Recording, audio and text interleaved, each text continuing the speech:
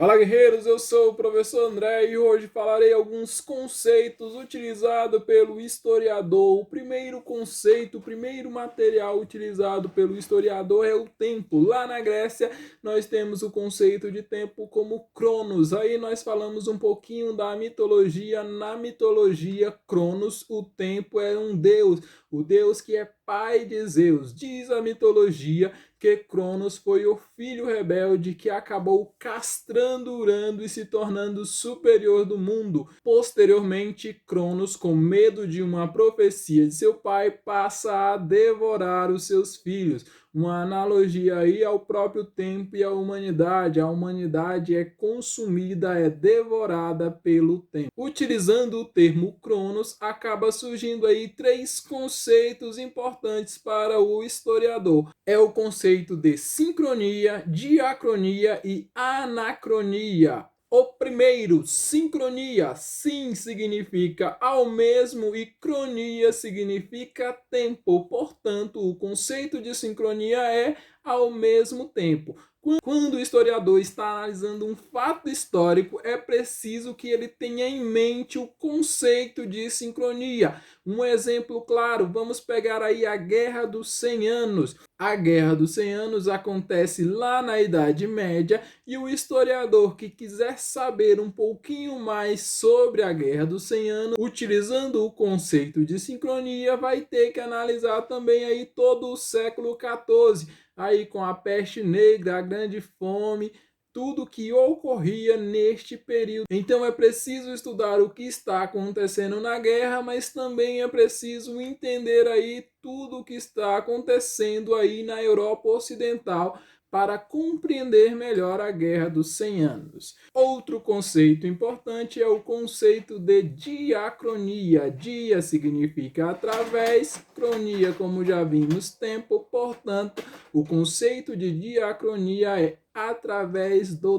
tempo. Utilizando o mesmo exemplo, a Guerra dos 100 Anos, quando você vai analisar a Guerra dos 100 Anos, para você ter aí um contexto de diacronia, você precisa estudar desde o início do processo da Guerra dos 100 Anos, desde a rivalidade entre os tronos franceses e ingleses. Então a sincronia vai estudar o que está acontecendo ao mesmo tempo, paralelamente à Guerra dos 100 Anos, o que vem ocorrendo aí na Europa Ocidental, e a diacronia vai estudar aí o contexto desde o início da rivalidade até o surgimento da guerra em si. Então, o historiador sério vai utilizar esses dois conceitos para compreender a Guerra dos 100 Anos. O nosso terceiro conceito importante aí é o conceito de anacronia. Ana vai significar contra, cronia já vimos que é tempo, portanto, o conceito de anacronia significa contra o tempo. Esse conceito é um dos maiores pecados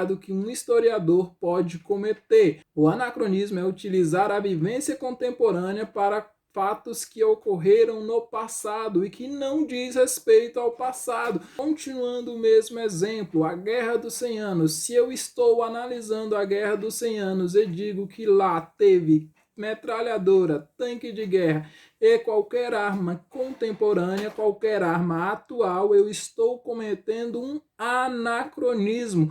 Eu estou utilizando coisas atuais que não existiam naquela época. É impossível que na Guerra dos 100 Anos tenha metralhadores e tanques de guerra, porque as metralhadoras e tanques de guerra são invenções novas, são invenções recentes para a história.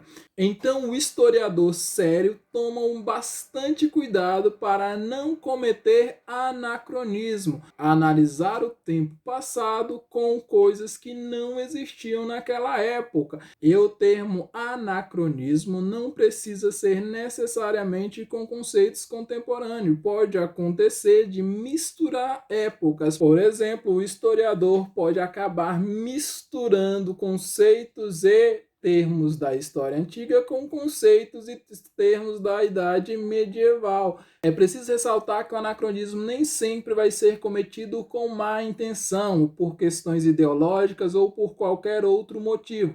Às vezes o historiador, ou por ignorância, ou mesmo para enfatizar alguma coisa, acaba ressaltando termos do anacronismo. Então ele acaba fazendo uma analogia anacrônica para facilitar o entendimento.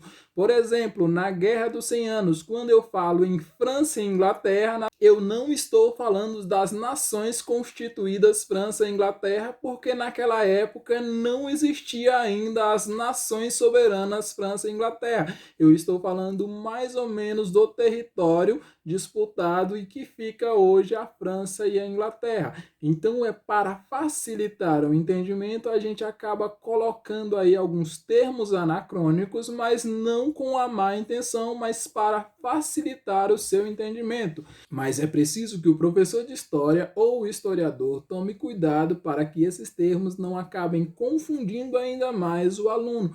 Então, na aula de hoje aí aprendemos 3 palavrinhas novas importantes aí para a profissão do historiador: o conceito de sincronia, o conceito de diacronia e o conceito de anacronia.